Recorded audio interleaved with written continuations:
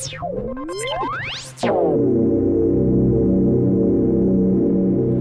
up, Geeksters? It's me, Omar from GeeksterLabs.com. How's it going today, guys? Well, obviously, as you can tell, the product I'm going to be unboxing for you is the Samsung Galaxy S5. So this is the brand new mobile device from Samsung, their Android smartphone. So I just want to do a quick unboxing, show you what comes inside the box. I'm sure it's very similar to what came with the S4. And then I'm just going to give my thoughts as far as what I think and my first impressions.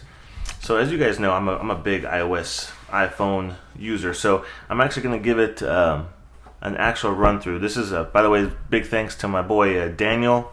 Thank you for letting me borrow your Galaxy S5. Actually, it's his wife, so I should say thank you, Monica. Thank you, Monica, for letting me borrow your Galaxy S5 for the weekend. I'm actually going to use this phone for, like I said, for the weekend, and I'm going to give it a shot, guys. You know me, I prefer iOS devices. But I'm going to give this a shot and see how my experience is with the Galaxy S5. And so for all of you guys out there that also prefer iOS devices, I think this might be an interesting kind of review for you, because I'm not one of those types of people that prefer Android. So maybe if Samsung can win me over with the S5, then all you guys that are really big on the iPhone, maybe you'll be willing to switch or check it out. So we got the phone that actually feels really light, although I don't think the battery's inside of it. Pop this piece out. Lots of cardboard in here. We got the the SIM card, I should say. Out of the way, and there should be a little door right here. Yeah, this is real similar to the box that came with the S4. So here we have some health and safety warranty information, the smart switch information right there. And so as they always include the headphones right there, white headphones. And there is the battery right there. Well, I'll get to that in a second. We'll have our sync cable, USB. Nice white thick cable. I'm sure that cable's probably better than the one that comes with the iPhone, because that one's garbage. And there's the battery right there. This is a 2800 milliamp battery. So I'll pop that in just a second.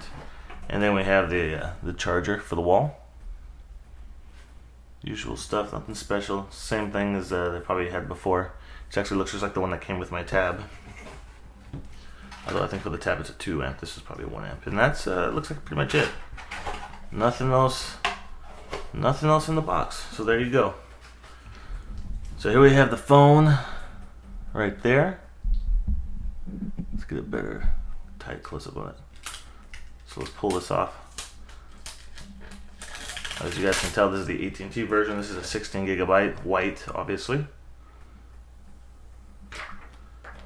And it actually does feel quite thin, a little bit thinner than the last one. This new back, I saw when we went to South by Southwest. Samsung had a booth out there, a little like blogger booth, and we got to check this out a couple weeks ago. And I kind of like the back of it. I get what they're trying to do. I mean, it's just plastic. That's all it really is. But they're trying to add like a little texture to it and kind of cool sheen to it, like a pearl looking. So it looks a little bit more high quality. And I do kind of like the way it feels, though. It has an interesting feel to it. So let's pop off the back right here.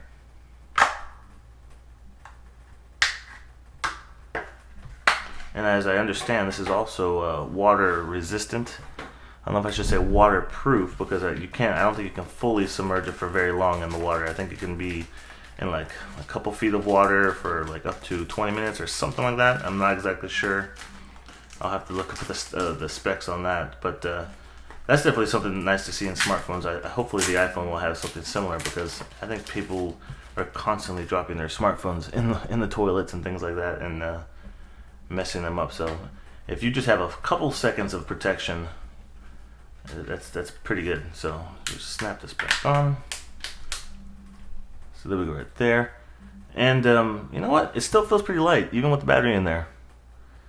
And it's honestly pretty thin. I'm going to do also a comparison review of the, well, I don't know if I would say review, but just a comparison with the iPhone 5s as well. So you just see the difference in thickness and just comparing the two. I'm still not sure how I feel about the screen, the bigger display. This does have I think it's a 5.7. It's a 5.7 or 5.1, I should say, Super AMOLED display, and a 2.5 quad core processor. The back camera is 16 megapixel, and then the front's a 2 megapixel. And of course, it'll record in full HD 1080.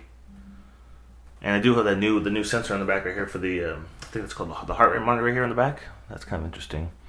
So I'm not sure how people would be using that. I think because I know if you're using the fitness app and you just through in different intervals during your workout, if you tap your finger on here, it'll record what your heart rate is. But I would think if you really want to get a good like calorie count or know what your heart rate is throughout the whole workout, you probably want to use an armband or a wrist watch that has a heart rate monitor in it. I'm not sure how many people are actually going to be. I mean, maybe if you're running with the Samsung phone in your hand and you just want to keep your finger in it the whole time, doesn't seem realistic. But I don't know. I'm kind of curious to see how people are really going to use that heart rate monitor, if it's really going to come in handy. So that's pretty much it for now, guys. That's just the unboxing. Just want to show you what comes inside the box, give you some close-ups of it. And yeah, I have to say it's really light. It feels very light, a little bit lighter than the S4. Even with the battery in there, it still feels slim. And the biggest test for me is getting used to the 5.1 display. I'm not really big on that, and I know everyone's saying that the next iPhone is going to be coming out with a 4.7 or maybe even a 5.7 or something display. So I'm just not sure how I feel about that. But I don't know. Maybe it's something I can get used to. So I'm probably gonna be doing some footage and video and photo samples with the camera on this as well, just so I can show you the kind of quality that the camera on the back of this can take as well. So have a look out, or keep a lookout for those videos on my channel. So if you guys enjoyed this video, give it a thumbs up and make sure you subscribe to my YouTube channel to stay up to date to all my content. And I'll see you in the next video.